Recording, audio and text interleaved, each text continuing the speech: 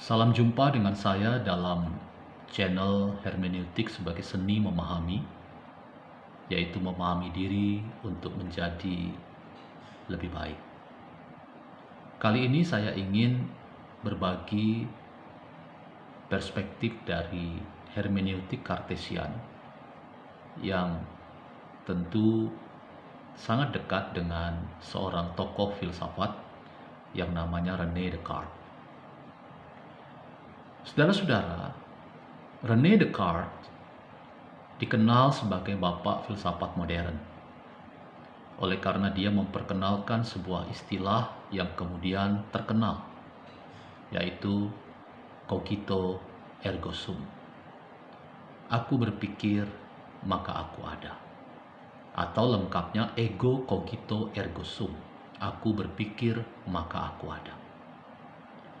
Kalimat tersebut menempatkan cogito atau subjek sebagai pusat dari upaya untuk mencapai aktualisasi diri. Aktualisasi diri hanya dapat dicapai oleh seorang subjek yang otonom, yang bebas, yang mandiri. Di balik dari kalimat ego cogito ergo sum, sesungguhnya terdapat perlawanan atau pemberontakan terhadap otoritas yang berkembang pada saat itu, yaitu otoritas keagamaan. Agama pada saat itu demikian dominan, bahkan sampai mendominasi seluruh sendi kehidupan, sehingga tidak ada ruang sedikit pun untuk tidak disentuh oleh otoritas agama. Dalam konteks ini, manusia menjadi subjek yang kehilangan otonomi. Manusia menjadi subjek yang kehilangan kebebasan, kehilangan kemandirian, oleh karena ia dikontrol oleh otoritas keagamaan pada saat itu. Akibatnya manusia hanya menjadi pihak yang mengikuti, menjadi subjek yang membeu pada segala sesuatu yang sudah digariskan, dikatakan, dan diputuskan oleh otoritas keagamaan.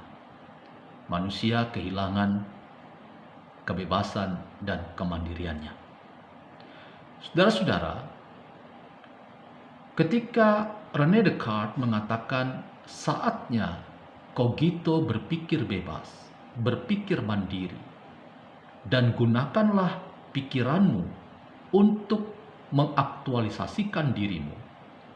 Di dalam kalimat itu terkandung upaya untuk membebaskan dirinya, membebaskan subjek dari segala macam bentuk tekanan dari otoritas yang tidak membebaskan.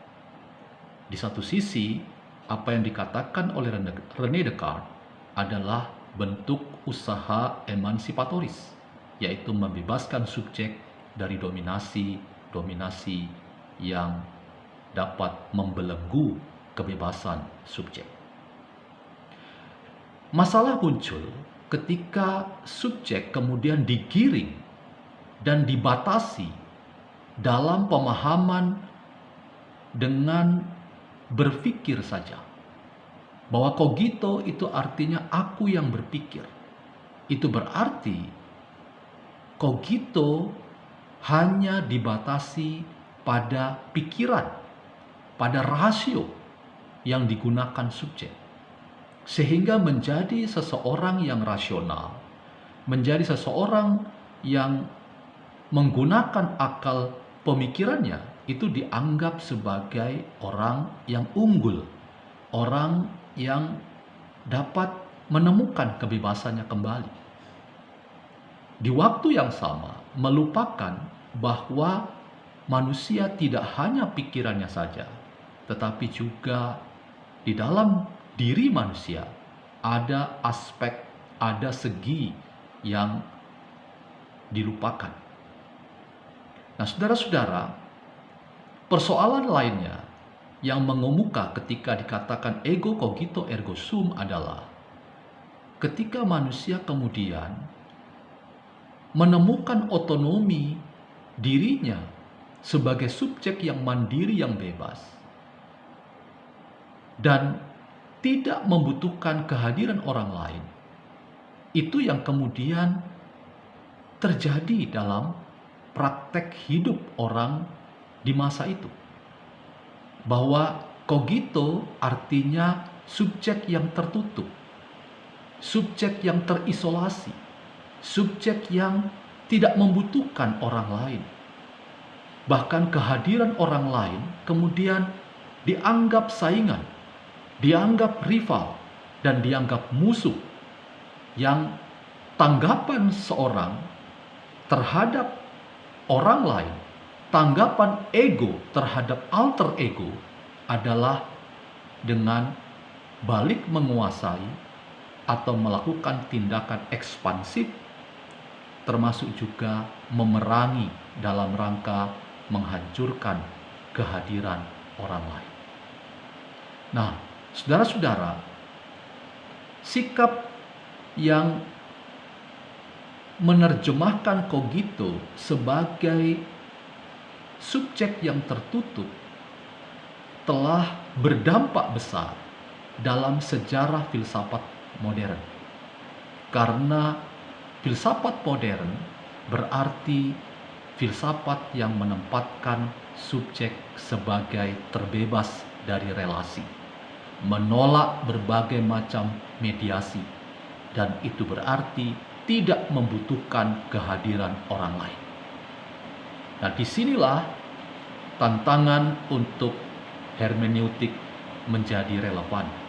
Bahwa hermeneutik sebagai seni memahami berarti kita hendak mematahkan ilusi subjek sebagai subjek atau diri yang merasa bebas dari kehadiran orang lain, merasa mandiri dan tidak membutuhkan subjek yang lain. Hermeneutik berarti menerima adanya alter ego, menerima perspektif mediasi bahwa aktualisasi diri seseorang hanya mungkin dicapai karena menerima kehadiran orang lain. Bahwa identitas diriku sebagai subjek hanya mungkin dapat terwujud kalau aku menerima kehadiran orang lain, ikut berpartisipasi di dalam pembentukan diriku sebagai diri yang baru. Hermeneutik sering dikatakan bertujuan untuk belajar melalui jalan penderitaan atau learn through suffering. Mengapa disebut jalan penuh penderitaan? Karena tantangan terbesar dari hermeneutik adalah agar kita terbebas dari ilusi subjek, agar kita melahirkan subjek yang baru, manusia yang baru, yaitu manusia yang membutuhkan orang lain, manusia yang berelasi dengan orang lain dalam sikap respek dan hormat. Karena apa? Karena orang lain juga menentukan hidupku dan pembentukan identitas dalam rangka aktualisasiku di ruang-ruang publik yang ada ini. Selamat untuk menemukan diri yang baru dalam relasi saudara dengan orang-orang di sekitarnya. Salam jumpa kembali dan penuh dengan kehangatan.